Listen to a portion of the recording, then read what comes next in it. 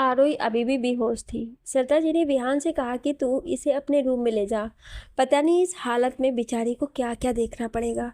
जब उसे विहान की सबसे ज़्यादा ज़रूरत है तभी ही विहान के साथ ये सब हो रहा था। पता नहीं कौन है वो कमबख्त जो इस तरह मेरे बच्चे के पीछे पड़ गया। सत्यानाश हो उसका, कीड़े पड़े उसे। नव्या शांत हो जाओ माँ। ऐसा कहने से अगर उसका बुरा हो जाए तो मैं भी उसे 10-20 गालियाँ दे दूँ। हमें इस वक्त भाई का साथ देना है। एक बार वो कमीना मिल जाए उसे तो हम तब भी निपट सकते हैं। नव्या उन्हें अपने साथ कमरे में ले जाती है। आरोही को होश आता है तो वो देखती कि विहान उसका हाथ पकड़े बैठा हुआ था। वो झट से उठने लगती है तो विहान उससे कहता है कि कर ली ना अपने मन की, और ज़्यादा चिंता करिए आप। एक बार भी ये नहीं सोचती हैं कि आपके अंदर एक नन्ही सी जान है, उसका ख्याल आपको ही रखना है। पर नहीं, आप मेरी बात क्यों सुनने लगी। उसकी बातें सुनकर आरोही रोने लगती है। जब बिहान ये देखता है तो कहता है कि अच्छा सॉरी, मैं अब से गुस्सा नहीं करूँगा, पर आपको प्रॉमिस करना होगा कि आप अपना ख्याल रखेंगी और चिंता नहीं करेंगी। आरोही प्रॉमिस बिहान, पर मुझे आपसे कुछ बात करनी है रुद्र के बारे में। प्लीज़ पहले मेरी पूरी बात सुन लीजिए, फिर आपको जो कहना होगा कहना। बिहान अच्छा ठीक है, कहिए क्या बात है। आरोही आज मैं रुद्र के ऑफिस गई थी उससे बात करने, तो वहाँ मैंने उसे किसी से फ़ोन पे बातें करते सुना था, और फिर जो भी वहाँ हुआ वो सब आरोही ने बिहान को बता दिया, और उसे छुड़ाने की शर्त क्या है वो भी। ये सब सुनकर तो विहान का खून खौल गया। उसका चेहरा पूरा लाल हो गया था। उसकी हिम्मत कैसी हुई आपसे ये सब कहने की। भले मैं सारी जिंदगी जेल में बिता दूंगा या हो जाए मुझे फांसी, पर आप उसकी बात नहीं मानेंगी। मेरा दिल तो कर रहा है कि मैं अभी जाकर उसका खून कराऊं। इतना कहकर विहान गुस्से में जाने लगता है तो आरोही उसका हाथ पकड़कर अपने पेट पर रखते हुए कहती है कि आपको आपके होने वाले बच्चे की कसम, आप गुस्से में कुछ भी ऐसा वैसा नहीं करेंगे। पहले ही आप पे एक इल्ज़ाम है। आप क्या चाहते हैं आप कि उसका खून करके सच में कातिल बन जाए। अभी जोश से नहीं, होश से काम लेने का समय है। और एक बात मैं सिर्फ आपकी हूँ। भले ही उसने ये सब मुझे पाने के लिए किया है, पर उसका ये सपना सिर्फ सपना ही रह जाएगा। वियान उसे शांति से बैठाते हुए कहता है कि तो क्या सोचा है आपने। आरोही वो सब बाद में बताती हूँ, पहले हमें पाखी के घर जाना है। हो सकता है वहाँ ऐसा कोई सबूत हो जिसकी मदद से हम आपको बेकसूर साबित कर सके, और साथ ही हमें उस हॉस्पिटल में भी जाना है जहाँ डीएनए टेस्ट हुआ था। अब आप जल्दी से खाना खा लीजिए, फिर हम दोनों वहाँ चलेंगे। बिहार पर इस समय आपका वहाँ जाना सही होगा क्या। आरोही मुझे क्या होगा, वैसे भी आप मेरे साथ हो तो फिर क्या डरना। अब जल्दी से खाना लेकर आइए, आपके प्रिंसेस को बहुत भूख लगी है। विहान मुस्कुराते हुए कहता है तब तो ज़्यादा देर नहीं करते हैं, वे अभी ही चलिए। दोनों सबके साथ जाकर खाना खाते हैं। खाने के टाइम सब चुप ही थे। खाना खाकर विहान सत्ता जी से कहता है कि माँ, मैं और आरोही थोड़ा वॉक करके आते हैं। सत्ता जी यहीं छत पर टहल लेना, इस वक्त बाहर जाना जरूरी है। विहान माँ, डॉक्टर ने कहा है कि इन्हें वॉक करने के लिए, इसीलिए ले जा रहा हूँ, और थोड़ा बाहर जाएंगी तो इन्हें भी अच्छा लगेगा और इनका मूड भी सही हो जाएगा। सरता जी अच्छा ठीक है जा, पर ध्यान रखना और जल्दी आ जाना। विहान और आरोही चुपके से पाखी के घर की तरफ जाते हैं। आसपास देखते हुए वो लोग चोरी चोरी उसके घर में दाखिल होते हैं। वो लोग उसके कमरे में आते हैं जहाँ पाखी का मर्डर हुआ था। वहाँ सब कुछ देखते हुए विहान एक टेबल पे हाथ रखने ही वाला था कि आरोही से टोकते हुए कहती है कि विहान संभल कर, किसी भी चीज़ को टच मत कीजिएगा। आपके फिंगरप्रिंट्स नहीं मिलने चाहिए यहाँ। विहान आपका दिमाग इस हालात में भी इतना चल रहा है। मैं ध्यान रखूंगा आगे से। दोनों सावधानी से हर जगह देखते हैं। तभी उन्हें ड्रेसिंग टेबल के टूटे हुए कांच में एक स्पाई कैमरे जैसे कुछ दिखाई देता है। आरोही विहान उधर देखिए, वो कैमरा है शायद। विहान हाथ बढ़ाकर वो कैमरा निकालता है। विहान शायद इस कैमरे में उस दिन की रिकॉर्डिंग हो जिससे आप बेकसूर साबित हो सके। विहान पर पुलिस ने इस तरफ देखा नहीं क्या, और रुद्र को ही नहीं पता क्या इस कैमरे के बारे में। और देखिए इसकी वायरिंग भी टूटी हुई है। आपको लगता है क्या ये काम करेगा। आरोही शायद पुलिस का ध्यान नहीं गया होगा, और रही बात रुद्र की तो उसे पता नहीं होगा इसके बारे में, नहीं तो वो अब तक इसे डिस्ट्रॉय कर चुका होता। और हमारा काम है कोशिश करना, वो तो हम करें, बाकी तो सब महादेव के हाथ में है। आप जल्दी से चलिए यहाँ से कि इससे पहले कोई आए और हमें यहाँ देख ले। विहान और आरोही वहाँ से जल्दी से निकल जाते हैं और घर की तरफ जाते हैं। बीच रास्ते में एक आइसक्रीम की स्टॉल देखकर आरोही का आइसक्रीम खाने का मन होता है तो विहान से कहती है कि विहान, हम आइसक्रीम खाएं। विहान, नो, इतनी रात में आइसक्रीम आपके लिए सही नहीं है। तबीयत खराब हो गई तो क्या करेंगे हम, और उस पे से मुझे माँ पापा की डांट पड़ेगी। आपको तो कोई कुछ नहीं कहेगा। आरोही बच्चे से शक्ल बनाते हुए कहती है, ठीक है, नहीं खाना आइसक्रीम, और आंखें बंद कर सीट से सर टिकाकर सो जाती है। विहान जाकर जल्दी से 2 आइसक्रीम लाता और कहता है कि ये लीजिए मैडम, आपकी फेवरेट बटर स्कॉच। आरोही आइसक्रीम देखकर बहुत ही खुश हो जाती है। लव यू विहान, आप बहुत अच्छे हैं। विहान, अच्छा, आइसक्रीम दिला दी तो लव यू, नहीं तो अभी आप नाराज ही रहती। आरोही उसके गाल पे किस करते हुए कहती है, ऐसा नहीं है विहान, वैसे इस आइसक्रीम से ज़्यादा मीठे आप हैं। आरोही उसके कंधे पर सर रख देती है और विहान मुस्कुराते हुए ड्राइविंग करने लगता है। दोनों घर आते हैं और सो जाते हैं। अगले दिन दोनों हॉस्पिटल भी जाते हैं, जहाँ उन्हें कोई खास सबूत तो नहीं मिलता है, तो वो दोनों बीच पे चले जाते हैं। आरोही, विहान, मुझे लगता है वो सही रिपोर्ट जरूर रुथ के घर पे होगी, हमें वो वहीं से मिल सकती है। विहान, हाँ, पर हमें वहाँ कैसे जाएंगे। आरोही, आप नहीं, मुझे जाना होगा, और वो मुझे जाने से रोकेगा नहीं, पर ये सब ऐसे होना चाहिए जैसे कि ये सब एक संयोग हो, उसे हम पे शक नहीं होना चाहिए। विहान, एक बात तो बताइए, पिछले जन्म में क्या आप जासूस थी। ये सब कहाँ से आता है आपके दिमाग में। आरोही, ये आप मेरी तारीफ कर रहे हैं या मुझे ताना मार रहे हैं। देख रहे हो ना आप बेबी, आपके पापा मुझे कैसे परेशान कर रहे हैं। एक बार आप आ जाओ, फिर देखना हम दोनों कैसे आपको परेशान करेंगे। विहान, परेशान तो ज़रूर करेंगे, पर वो मेरी टीम में होगा, आपकी नहीं। देख लेना आप। आज इतने दिन बाद विहान के चेहरे पे थोड़ी स्माइल थी, जिसे देख आरोही खुश थी। आरोही उसे देखे जा रही थी तो विहान उसे कहता है, क्या देख रही हैं आप। आरोही, कुछ नहीं, बस आप ऐसे ही स्माइल करते रहिए, आप अच्छे लगते हो। विहान उसे कहता है कि चलिए अब जल्दी घर जाना है।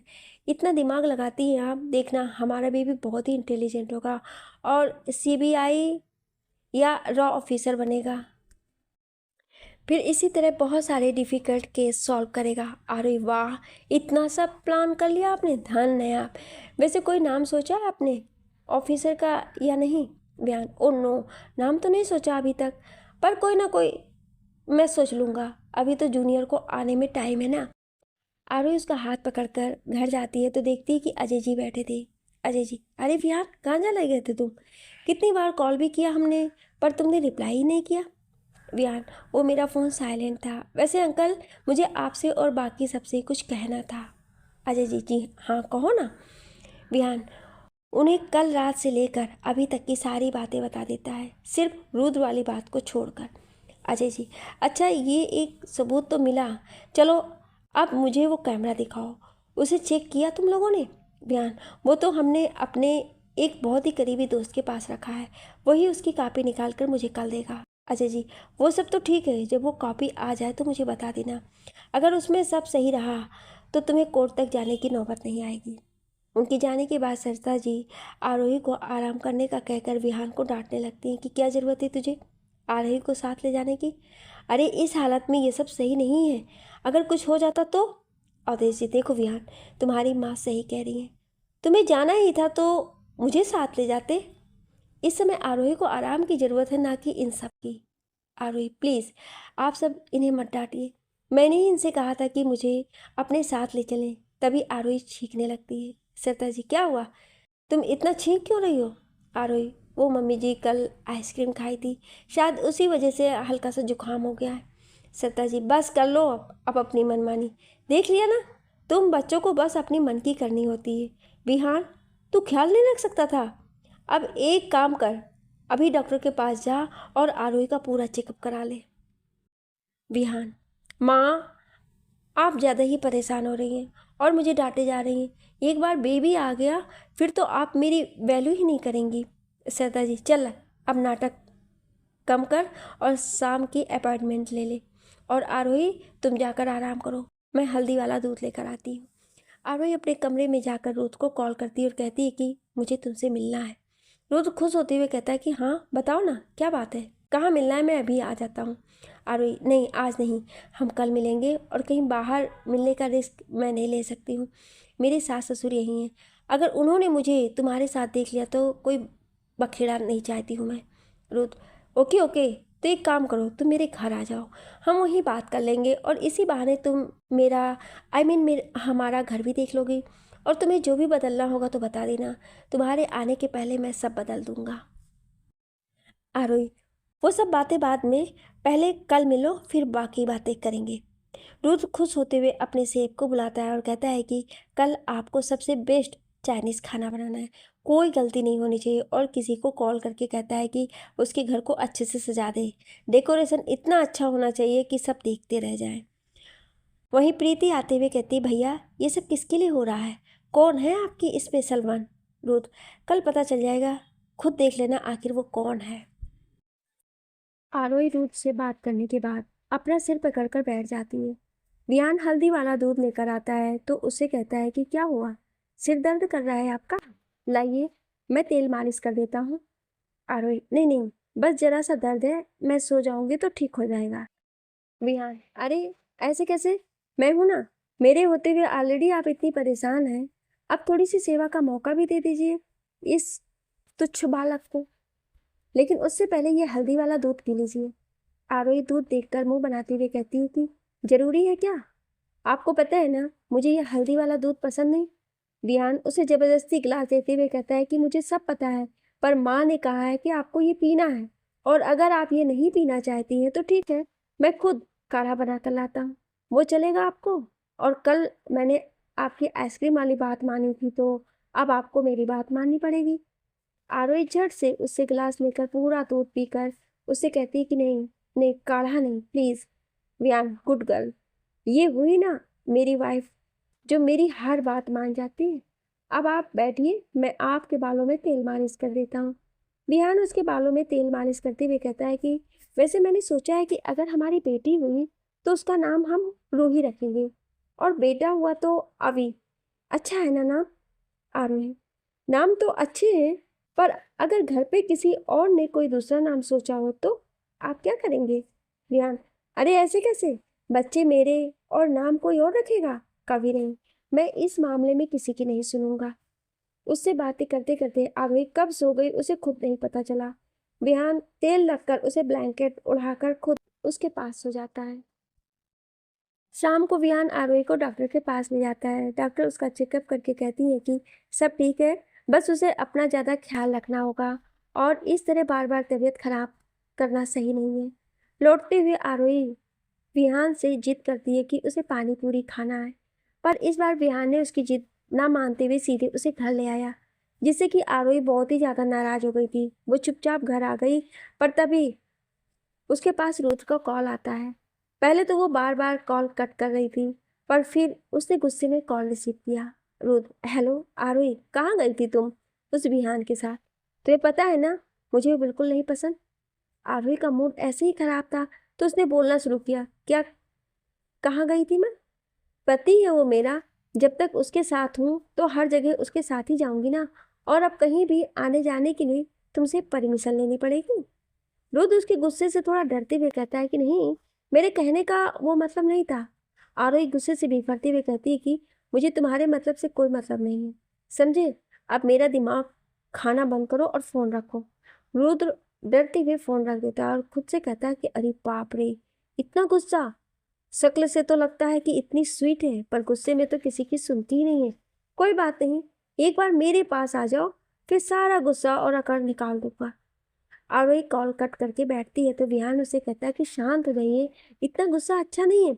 वैसे किस पे अपना गुस्सा उतार रही थी आप आरोही, अब आपके ऊपर तो गुस्सा हो नहीं सकती थी, तो उस रुद्र का फोन आया था तो मैंने उस पे ही सारी भड़ास निकाल दी।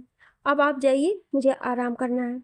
विहान, अच्छा ऐसी बात है, पर मैं तो किसी के लिए पानी पूरी लेकर आया था।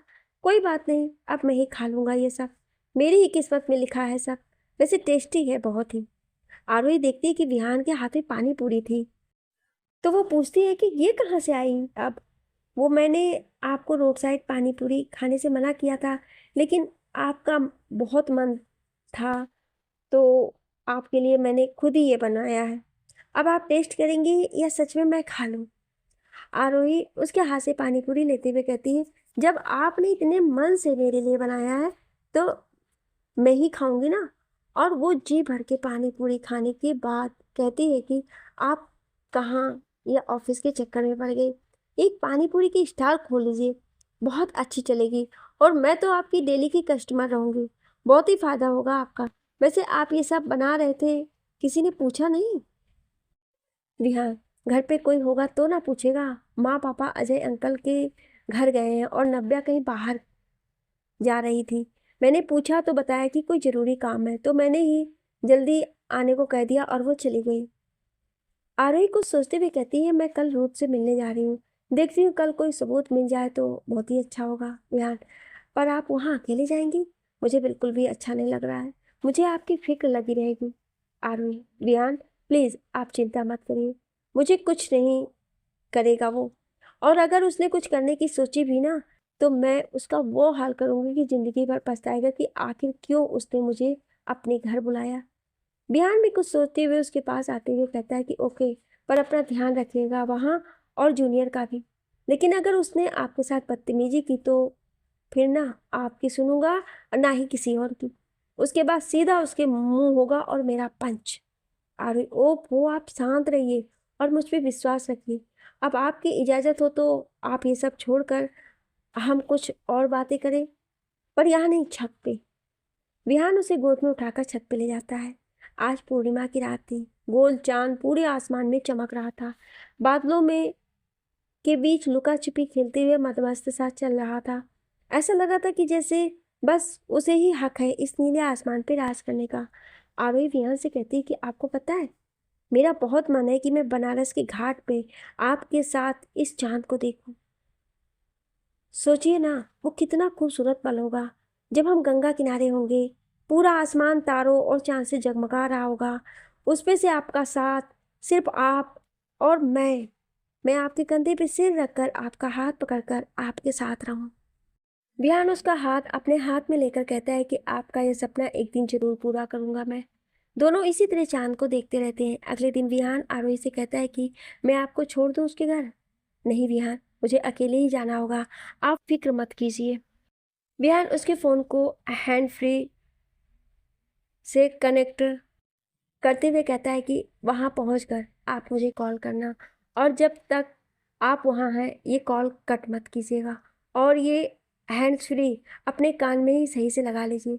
मुझे एक एक पल की जानकारी होनी चाहिए। वैसे भी वो आपको देखकर अपनी गंदी जुबान से कुछ ना कुछ बकवास जरूर करेगा। आरोही उसकी बात मानकर वहाँ से कैब बुक करके निकल जाती है।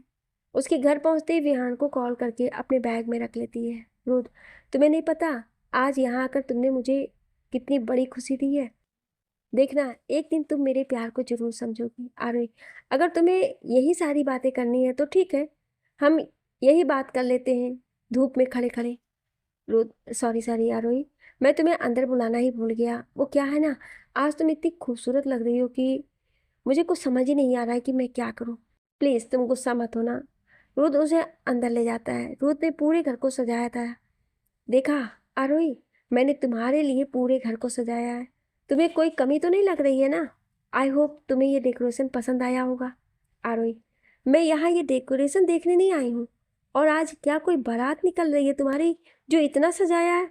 मतलब अकल नाम की चीज़ ही नहीं है तुमने। आरोही के ऐसा कहने से रुद्र का मुंह छोटा हो गया था। रुद्र, अच्छा वो सब छोड़ो, मैं तुम्हें किसी खास इंसान से मिलाता हूँ। प्रीति, कहाँ हो तुम? जल्दी नीचे आओ। प्रीति नीचे आते हुए कहती, क्या हुआ भाई, जो आपने मुझे बुलाया वो भी इस तरह? रुद्र, मैंने तुझसे कहा था ना कि किसी खास इंसान से मिलवाना है तुझे, यही है वो आरोही। प्रीति, नाइस नेम। हाय, मैं प्रीति हूँ, रुद्र भाई की छोटी बहन। वैसे कल से भाई बहुत ही खुश है, मैं भी सोच रही थी कि पता नहीं कौन है, पर वो अब आपको देखकर लगता है कि इनकी एक्साइटमेंट सही थी। आरोही सिर्फ मुस्कुरा रही थी और भगवान से प्रार्थना कर रही थी कि विहान ज़्यादा गुस्सा ना करे। रुद्र उससे कहता है कि आज मैंने तुम्हारे लिए तुम्हारे फेवरेट चाइनीज़ खाना बनवाया है, देखना तुम्हें बहुत पसंद आएगा। आरोही, वो सब बाद में, पहले मैं जो तुमसे बात करने आई हूँ वो कर ले, और वो बात मैं यहाँ नहीं बता सकती। ठीक है, मेरे कमरे में चलो, वहीं बात करते हैं। प्रीति, तुम अपना काम करो, मैं लंच टाइम पे तुम्हें बुलाता हूँ। आरोही उसके साथ जाती है। रुद्र अपने कमरे में जाते हुए कहता है कि क्या बात है, बताओ। आरोही, मैं जो भी कहने वाली हूँ ध्यान से सुनना। मैं विहान के बच्चे की माँ बनने वाली हूँ। ये सुनकर तो रुद्र के पैरों तले जमीन ही खिसक गई। बेचारे ने क्या क्या सपने सजाए थे और क्या हो गया। वो अपना सर पकड़कर बैठ गया। उसके चेहरे पे तो 12 बज गए थे, जिसे देखकर आरोही को बहुत मजा आ रहा था। रुद्र की तो समझ ही नहीं आ रहा था कि वो क्या कहे और क्या करे। विहान हैंड्स फ्री के जरिए आरोही से कहता है, क्या हुआ, कहीं वो रुद्र हमारे बच्चे को मामा बोलना तो नहीं सिखा रहा है ना अपने ख्यालों में। ये सुनकर तो आरोही को बहुत हंसी आ रही थी, पर अभी बेचारी खुलकर हंस नहीं पा रही थी। रुद्र, तुम यहीं रुको, मैं कुछ देर में आता हूँ, कहकर नीचे चला जाता है और आरोही अपने काम पे लग जाती है। रुद्र के तो होश ही उड़ गए थे आरोही की प्रेगनेंसी वाली न्यूज़ सुनकर। वो नीचे अपने स्टडी रूम में आ गया। वहीं आरोही उसके रूम में हर जगह वो रिपोर्ट खोजने लगी। वो उसके कबर्ड की तरफ बढ़ ही रही थी कि तभी प्रीति उसके कमरे में आ गई। प्रीति, क्या हुआ आरोही, तुम कबर्ड के पास क्या कर रही हो। आरोही खुद को संभालते हुए कहती कि वो मुझे यहाँ थोड़ी सी घुटन हो रही थी, तो मैंने सोचा कि कबर्ड के पास वाली खिड़की खोल दूँ, जरा बाहर की हवा आएगी तो शायद अच्छा लगेगा। प्रीति, वैसे मैं तुमसे कुछ पूछना चाहती हूँ। प्रीति कुछ कहती उससे पहले ही रुद्र वहां आता है और प्रीति को बाहर जाने को कहता है। प्रीति के जाने के बाद रुद्र, आरोही, तुम क्या चाहती हो, क्या तुम्हें ये बच्चा चाहिए। मुझे कोई प्रॉब्लम नहीं है इस बच्चे को अपनाने में। तुम मेरे पास आओगी तो मैं तुमसे जुड़े हुए इस बच्चे को भी अपनाने को तैयार हूँ। आरोही मन में सोचती है कि ये तो कुछ ज़्यादा ही लीचड़ इंसान निकला, अभी भी मेरे पीछे पड़ा हुआ है। आरोही, हाँ, ये मेरा बच्चा है, मैं इसे किसी के लिए भी नहीं छोड़ूंगी, चाहे वो कोई भी हो। रुद्र, मैंने मान ली तुम्हारी बात, अब चलो, मैंने तुम्हारे लिए स्पेशल खाना बनवाया है। आरोही, तुम चलो, मैं वॉशरूम से होकर आई। रुद्र के जाने के बाद विहान आरोही से कहता है कि यार, ये कैसा घटिया इंसान है। कहता है कि मेरे बच्चे को अपनाएगा, इसका तो वो हाल करूँगा ना कि ज़िंदगी भर पछताएगा। अब आप जल्दी से वहाँ से आ जाइए, कोई ज़रूरत नहीं है रिपोर्ट खोजने की। आरोही, विहान, पहले तो शांत हो जाइए, फिर मेरी बात सुनिए, मैं बस अब यहाँ से निकलूँगी ही। और हाँ, आप चिंता मत करिए, इसे तो मैं एक्सपोज करके रहूँगी। विहान, अच्छा, मैं कुछ देर में कॉल करता हूँ आपको। आरोही विहान से बात करने के बाद नीचे आ जाती है। नीचे आकर वो देखती है कि रुद्र ने बहुत तरह की डिशेस बनवाई थी। आरोही, मुझे ये सब नहीं खाना। रुद्र, पर क्यों, मुझे तो जहाँ तक पता है तुम्हें चाइनीज़ बहुत पसंद है, फिर क्या हुआ। आरोही, हाँ, पहले पसंद था, पर अब अच्छा नहीं लगता है, मैं चलती हूँ, तुम लोग खाना खाओ। इतना कहकर आरोही जल्दी से वहाँ से निकल जाती है। रुद्र अपने नौकरों पे चिल्लाते हुए कहता है कि ये सारा खाना फेंक दो। प्रीति, पर भाई, आप ऐसा क्यों कर रहे हैं। सॉरी, मैं आपसे छोटी हूँ, पर इतनी समझ तो है मुझ में। आपने देखा ना, वो शादीशुदा है, फिर भी आप उसके लिए ये सब कर रहे हो, भूल जाइए उसे। रुद्र गुस्से से चिल्लाते हुए कहता है, प्रीति, आज तो कह दिया तूने, पर दोबारा ये गलती मत करना। मैं उसे किसी भी तरह पाकर रहूँगा। मुझे कोई फ़र्क नहीं पड़ता है कि उसकी शादी हो चुकी है, चाहे मुझे कुछ भी करना पड़े, पर अब मेरी ज़िंदगी में सिर्फ वही आएगी। रुद्र गुस्से में वहाँ से अपने स्टडी रूम में चला जाता है। आरोही रुद्र के घर से निकलकर कुछ ही दूर गई थी कि सामने से उसे विहान की गाड़ी आती हुई नजर आती है। विहान उसे देखकर गाड़ी रोकता है और उसे अंदर बैठने को कहता है। आरोही के बैठते ही विहान गाड़ी बीच की तरफ ले जाता है। आरोही, विहान, आप अभी भी गुस्सा है मुझ पे क्या। विहान उसका हाथ पकड़कर कहता है, गुस्सा आपसे नहीं हूँ, पर अब आप उसके पास कभी नहीं जाएंगी, चाहे कुछ भी हो। आरुषि से कहती है, ठीक है, मैं कभी ऐसा नहीं करूँगी। विहान, आपको भूख लगी होगी ना, आपने कुछ खाया भी नहीं है। आरुषि, आपने भी तो नहीं खाया है। विहान, तो चलिए फिर आपकी फेवरेट जगह, आपकी फेवरेट चाइनीज़ खाने। आरुषि, चलिए, वैसे आप इस तरह मुस्कुराते हैं तो अच्छे लगते हैं, गुस्सा तो बिल्कुल सूट नहीं करता है आपको। मैं जानता हूँ, पर क्या करूँ, आपके लिए कोई कुछ कहे या आपको बुरी नज़र से कोई देखे, मुझसे बिल्कुल भी बर्दाश्त नहीं होता है। आरोही, अब ये सब छोड़ो और खाना खाने चले। दोनों जाकर खाना खाते हैं और घर आते हैं। वहीं रोज किसी से फ़ोन पे बात करते हुए कहता है कि मैंने तो खाने में वो दवा मिला दी थी, पर उसने तो कुछ खाया ही नहीं। मुझे जल्द से जल्द दूसरा रास्ता बताओ, मैं ज़्यादा दिन नहीं रुक सकता हूँ। दूसरी तरफ वो डॉक्टर, देखिए सर, अगर उनकी प्रेगनेंसी को ज़्यादा टाइम हो गया है तो ये दवा से उन्हें भी नुकसान हो सकता है। आप बात को समझने की कोशिश करिए। ठीक है, तुम फ़ोन रखो, मैं खुद ही कुछ कर लूँगा। यहाँ आरोही और विहान के घर आते हैं तो हाल ही में अवधेश जी और सत्ता जी बैठे हुए थे। अवधेश जी, कहाँ गए थे तुम दोनों? विहान उन्हें रुद्र की पूरी बात बताता है। सब सुनने के बाद अवधेश जी आरोही से कहते हैं कि मुझे माफ़ कर देना बेटा, मैंने बेवजह आज तक तुम पे अपनी नाराज़गी दिखाई। मुझे लगता था कि तुम मेरे बेटे के लिए सही नहीं होगी, पर आज मुझे पता चल गया कि विहान के लिए तुमसे सही जीवन साथी और कोई नहीं हो सकता है। हो सके तो मुझे माफ़ कर देना तुम दोनों। आरोही, प्लीज़ आप माफ़ी मत मांगिए पापा, आप तो हमसे बड़े हैं, आपको हक है हमें डांटने का, नाराज़ होने का। सरता जी, पर अब कोई भी नाराज़ नहीं है तुमसे और ना ही विहान से। अवधेश जी, पर विहान, जब उसने तुम्हें फंसाने के लिए ये सब किया है तो उसने ज़रूर सब अच्छे से प्लान किया होगा, और अब तो तुम्हारे पास कोई सबूत भी नहीं है। तभी नव्या बाहर से आते हुए कहती है, सबूत है पापा, अब भाई को कुछ नहीं होगा। विहान, क्या कह रही है तू नव्या, क्या सबूत है?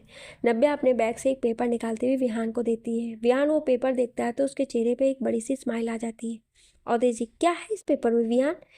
विहान, पापा इस पेपर में डीएनए टेस्ट की रिपोर्ट है जिसमें साफ साफ लिखा है कि पाखी के पेट में जो बच्चा था वो मेरा नहीं है। आरोही, सच विहान? ये तो बहुत ही खुशी की बात है। तभी विहान का दोस्त उसे एक पैकेट देने आता है। विहान वो पैकेट लेकर देखता है तो उसमें एक सीडी होती है। विहान वो सीडी प्ले करता है तो उसमें उस दिन की रिकॉर्डिंग होती है जिस दिन पाखी का मर्डर हुआ था। वो रिकॉर्डिंग देखने के बाद सबके चेहरे पे खुशी और आंखों में चमक आ जाती है। विहान अपने दोस्त को फ़ोन करके कहता है, थैंक यू यार, तेरी इस मदद को मैं हमेशा याद रखूँगा। उसका दोस्त उससे कहता है कि दोस्त कहाँ कहा है तो दोस्ती भी तो निभाऊंगा ना, और किसी भी मदद की ज़रूरत है तो ज़रूर बताना। चल अब मैं फ़ोन रखता हूँ। उस सीडी को देखने के बाद सब बहुत खुश थे। सबने कल सुबह ही पुलिस स्टेशन जाने का सोचा। बयान, वैसे नब्या ये बता, तेरे पास रिपोर्ट कहाँ से आई? नब्या, भाई आप मुझे समझते क्या हो? आपके ऊपर कोई मुसीबत आएगी तो मैं क्या ऐसे ही देखती रहूँगी? जिस हॉस्पिटल में आपका टेस्ट हुआ था वहीं एक डॉक्टर ने मेरी मदद की है। विहान, वाह नब्या, तेरे तो बड़े टॉप के कॉन्टैक्ट हैं, पर तूने जो भी किया उसके लिए थैंक यू। नब्या विहान के गले लगते हुए कहती, क्या भाई, आपके लिए तो मैं अपनी जान भी दे दूँ। फिर ये असली रिपोर्ट निकलवाना कौन सी बड़ी बात है? वैसे भी अब हमारे पास वो वीडियो रिकॉर्डिंग भी है। अब आपको कुछ नहीं होगा, और जिसने भी आपको फंसाया उसे तो मैं छोड़ूंगी नहीं। सरदार जी, अब जब इतनी खुशी की बात है तो मैं सबके लिए खीर बना कर लाती हूँ। आरवी, रुकिए मम्मी जी, मैं बना देती हूँ। सरदार जी उसे रोकते हुए कहती हैं कि नहीं नहीं, तुम आराम करो, मैं बना कर लाती हूँ। सब आज बहुत ही खुश थे और अगली सुबह का इंतज़ार कर रहे थे। अगले दिन सब पुलिस स्टेशन जाते हैं और अजय जी को भी वहाँ बुला लेते हैं। विहान राकेश यादव को वो वीडियो रिकॉर्डिंग दिखाता है। वो वीडियो देखकर राकेश भी चौंक जाता है। उस वीडियो में साफ साफ दिख रहा था कि विहान पाखी के बीच क्या हुआ था और किस तरह विहान वहां से चला आया था। उसके जाने के बाद पाखी ने किसी को कॉल किया था पर सामने वाले ने फ़ोन नहीं उठाया। फिर कुछ देर बाद एक आदमी वहां आता और पाखी उनसे झगड़ा कर रही थी। झगड़ा करते करते बात ज़्यादा बिगड़ जाती है और वो आदमी पाखी का मर्डर कर देता है। उसे मारने के बाद एक और आदमी वहाँ आता है और वो कोई और नहीं, रुद्र था। रुद्र, मर गई ना ये? वो आदमी, हाँ, ख़त्म कर दिया इसे मैंने, अब आप मेरे पैसे दे दीजिए। रुद्र उसे एक पैकेट देते हुए कहता है कि ये ले, और आज के बाद कभी अपनी शक्ल मत दिखाना। इस वीडियो से साफ साफ समझ आ रहा था कि ये सब रुद्र ने करवाया है। विहान बेकसूर है। विहान, और हमारे पास एक और सबूत है। इतना कहकर वो राकेश को ओरिजिनल रिपोर्ट भी देता है। Rakesh, I am sorry Vihaan, पर तुम जानते हो हमारा काम ही ऐसा होता है। विहान, इट्स ओके, मैं समझता हूँ। राकेश, अब आप सब देखना, मैं उस रुद्र को कड़ी से कड़ी सजा दिलवाऊंगा। आप सब अब बेफिक्र रहिए। सबके जाने के बाद अजय जी भी कुछ फॉर्मेलिटीज़ पूरी करके वहाँ से चले जाते हैं। वहीं कुछ देर बाद रुद्र के घर पे राकेश आता है उसे गिरफ्तार करने के लिए। रुद्र, सुबह सुबह पी कर आए हो क्या, जो मुझे अरेस्ट करने आ गए? क्या किया है मैंने? राकेश, अब क्या किया है वो तो तुझे भी पता है और हमें भी। तो ज़्यादा एक्टिंग ना कर और सीधे सीधे सब बता दे। तभी वहाँ विहान और आरोही भी आ जाते हैं। आरोही, बताओ सबको कि तुमने पाखी को क्यों मरवाया, विहान को क्यों फंसाया? रुद्र गुस्से से कहता है कि सब मैंने ही किया है। मुझे आरोही पसंद थी, शादी करनी थी मुझे इससे, पर इसके सिर पे तो विहान का भूत था। बहुत समझाया मैंने इसे पर ये नहीं मानी। इसीलिए मैंने सोचा कि क्यों ना विहान को ही रास्ते से हटाया जाए। इसलिए मैंने पाखी को विहान के ऑफिस में ज्वाइन करने को कहा। पाखी विहान से अपनी नज़दीकियाँ बढ़ाने की कोशिश करती थी, पर ये उसे जरा सा भी भाव नहीं देता था। पाखी को दिल्ली भेजने का आइडिया भी मेरा ही था। मैंने जो जो कहा उसने वो सब किया, पर कुछ काम ना आया। फिर जिस दिन पाखी विहान को अपने घर ले गए, उस दिन भी मेरा प्लान फेल हो गया। मैंने एक आदमी से उसका मर्डर करवाने की सोचा और वैसा ही किया, और सारा इल्ज़ाम विहान पे डाल दिया। राकेश: अच्छा, और वो रिपोर्ट, वो डीएनए टेस्ट?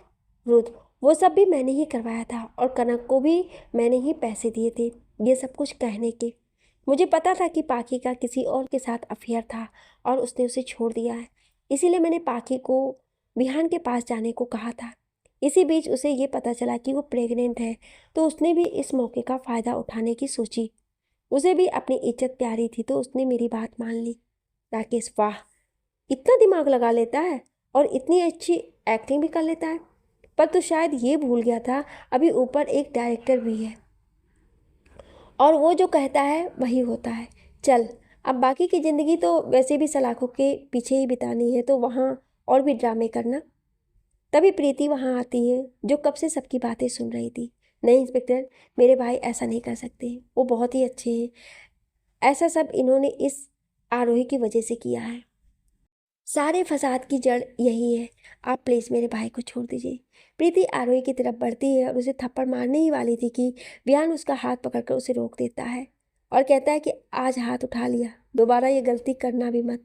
मेरी बीवी है वो, उसने कुछ गलत नहीं किया, जाकर अपने भाई को समझाओ। रुद्र भी उस पर चिल्लाते हुए कहता है कि प्रीति, तुम आरोही से कुछ मत कहो, मैं बर्दाश्त नहीं कर पाऊंगा। प्रीति रोते हुए कहती कि भाई, आपने ऐसा क्यों किया? रोते रोते वो नीचे बैठ जाती है और राकेश रुद्र को पकड़कर ले जाता है। विहान भी आरोही को लेकर जाने लगता है, तो प्रीति उससे कहती कि मुझे माफ़ कर देना, मैंने अपने गुस्से और तकलीफ में तुझ पे हाथ उठा दिया। आरोही उसके आंसू पोंछते हुए कहती कोई बात नहीं, अब तुम अपना ध्यान रखना।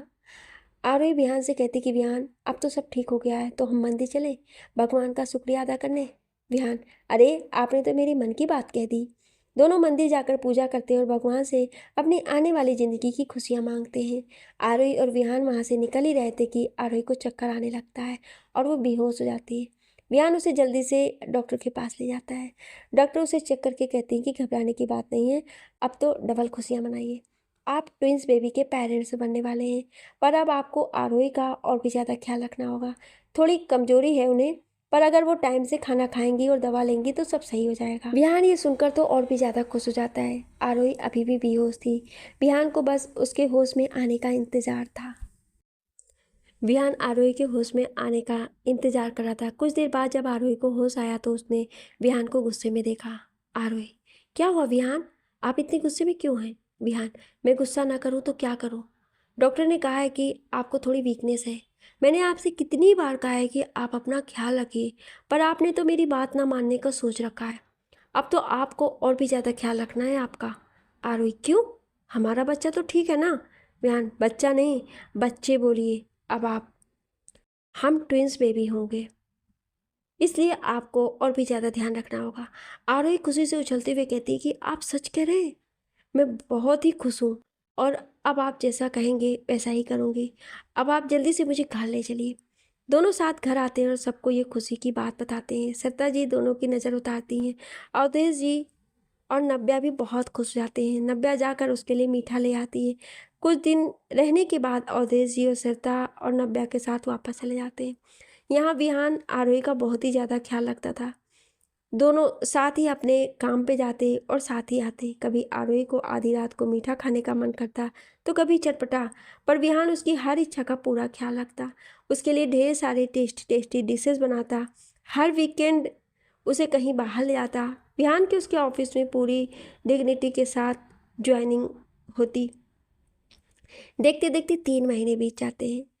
एक सुबह आरोही खुद को मिरर में देखते हुए कहती है कि विहान, देखिए ना, मैं कितनी मोटी हो गई हूँ, बिल्कुल फुटबॉल जैसी। विहान: किसने बोला कि आप मोटी हो गई हो? मुझे तो आप और भी ज़्यादा क्यूट लगती हो। आरोही: रहने दीजिए, आपका इतना वेट बढ़ जाता तब आपको पता चलता।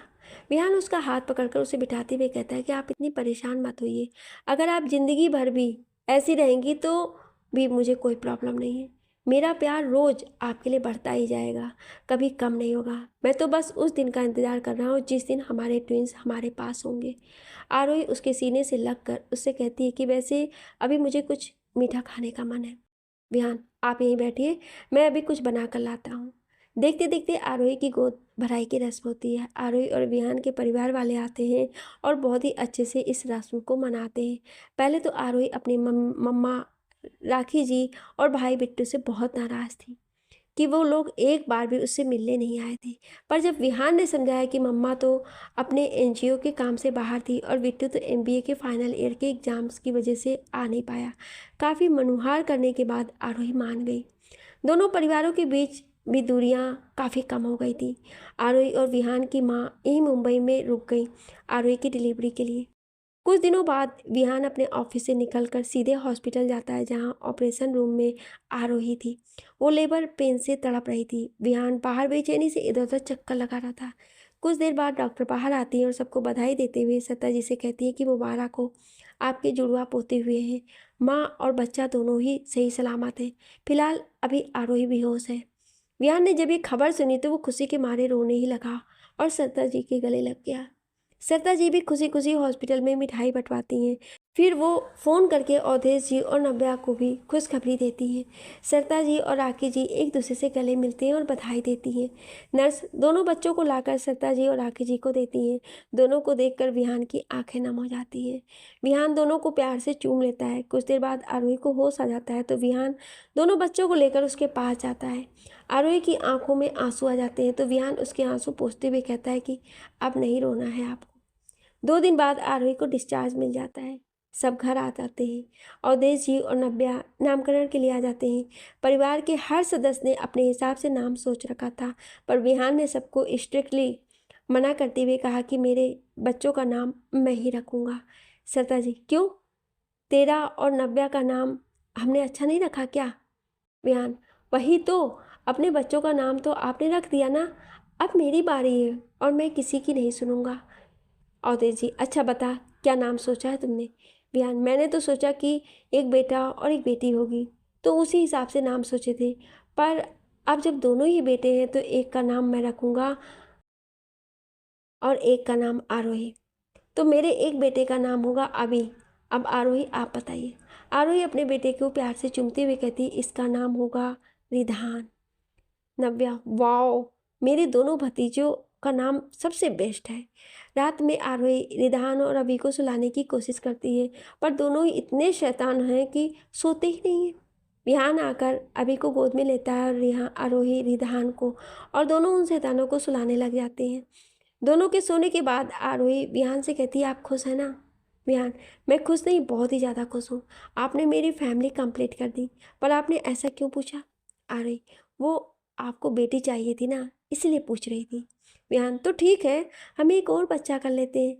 आप देखना इस बार बेटी ही होगी। आरोही, दिमाग तो ठीक है आपका। पहले ही आपके इन 2 शैतानों ने मुझे परेशान करके रखा है और आपको एक और बच्चा चाहिए। विहान, अरे आरोही, मैं मजाक कर रहा हूँ। वैसे भी मैं आपके साथ और अपने बेटों के साथ खुश हूँ। आरोही विहान की बात सुनकर मुस्कुराते हुए उसके कंधे पर सिर टिकाकर बैठ जाती है। कुछ दिनों बाद विहान आरोही और अपने बेटों के साथ कानपुर जाता है, जहाँ सरता जी सबका अच्छे से स्वागत करती हैं, चारों की नज़र उतारती हैं। विहान आरोही से कहता है कि देखा आपने, मैंने कहा था ना कि जब भी यहाँ आऊँगा आपके साथ ही आऊँगा। उसकी बात सुनकर आरोही मुस्कुरा देती है। अवधेश जी और सरता जी तो अभी और रिधान के साथ सारा दिन खेलते रहते हैं। इसी तरह हंसते खेलते कुछ साल बीत जाते हैं। अब तो अभी और रिधान भी 5 साल के हो जाते हैं। एक दिन विहान और आरोही दोनों बच्चों को लेकर मंदिर जाते हैं। मंदिर में विहान और आरोही पूजा कर रहे थे और अभी और रिधान खेलते खेलते मंदिर के पीछे चले आते हैं। वहीं खेलते खेलते दोनों को एक बच्चे की आवाज़ सुनाई देती है। वो दोनों आवाज़ का पीछा करके जाकर देखते हैं कि एक बास्केट में एक छोटा सा बच्चा है जो लगातार रोए जा रहा था। जब तक विहान और आरोही मंदिर में देखते हैं कि दोनों बच्चे गायब हैं, तो वो उन्हें खोजते हैं। तभी सामने से अभी और रिधान उस बच्चे को लेकर आते हैं। विहान, ये क्या है? किसका बच्चा ले आए तुम? पापा, ये वहाँ रो रही थी तो हम लोग ले आए। आरोही, अरे ऐसे किसी के बच्चे को लेकर नहीं आते हैं। इसके मम्मी पापा परेशान हो रहे होंगे ना। आरोही और विहान आसपास पूछते हैं पर किसी को कुछ नहीं पता होता है। पंडित जी से पूछने पर वो कहते हैं कि ज़रूर कोई इसे छोड़कर गया होगा। बिहान, एक काम करते हैं, पुलिस के पास ले चलते हैं, वो खुद ही ढूंढ लेंगे इसके मम्मी पापा को। ये सुनते ही अभी रिदान रोने लगते हैं। प्लीज़ पापा, इसे हमारे साथ ले चलो ना, ये कितनी क्यूट है और हमारे साथ खुश भी रहती है। हमारी कोई बहन भी नहीं है, इसके आ जाने से हमारी फैमिली कंप्लीट हो जाएगी। अरे पर इसके मम्मी पापा की तो सोचो, वो भी परेशान हो रहे होंगे ना। विहान, एक काम करते हैं, पहले घर चलते हैं, फिर मैं पुलिस स्टेशन जाकर रिपोर्ट लिखवाऊंगा। तब तक इसे ऐसे ही यहाँ तो नहीं छोड़ सकते। और मैं पंडित जी से भी कह देता हूँ कि अगर कोई इस बच्ची के बारे में पूछे तो वो उसे मेरा नंबर दे दे। अब तो दोनों खुश हो ना। अभी और रिधान एक दूसरे को हाई फाई देते हुए कहते हैं कि खुश नहीं पापा, बहुत खुश। घर आने के बाद विहान पुलिस स्टेशन में रिपोर्ट दर्ज करवा देता है। आरोही और विहान के साथ साथ अभी रिधान भी उस बच्ची का बहुत ख्याल रखते हैं। अभी और रिधान ने उसका नाम रखने की बात की तो विहान नाम सोचने लगा तो आरोही ने उसका नाम रूही रख दिया। विहान को ये सुनकर बहुत ही खुशी हुई। पुलिस अपनी तफ्तीश कर ही रही थी कि उस बच्ची के बारे में कुछ भी पता नहीं चला।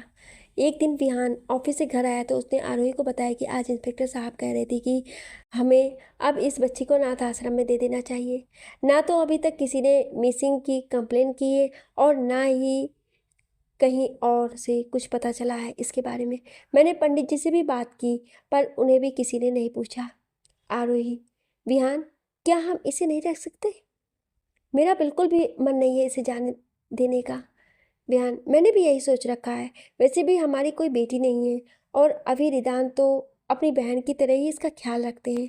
मैंने लॉयर से बात भी कर ली है, हम इसे लीगली अडॉप्ट कर लेंगे। ये सुनकर आरोही, अभी, रिदान सब खुश हो जाते हैं। अभी, यस, अब हमारी बहन हमारे साथ ही रहेगी और कभी हमसे दूर नहीं जाएगी। रिदान, और अब हम रक्षाबंधन भी मना सकते हैं। लव यू पापा मम्मा, आप इस वर्ल्ड के बेस्ट मम्मा पापा हो। आरोही और विहान एक साथ कहते हैं लव यू टू बेटा और रूही को गोद में लेते हुए अभी रिदान को गले लगा लेते हैं। उम्मीद है कि इस कहानी ने आपके दिल में अपनी जगह बनाई होगी। आपको ये कहानी अच्छी लगी हो तो लाइक करें, शेयर करें और नए हैं तो सब्सक्राइब जरूर करें। Thank you.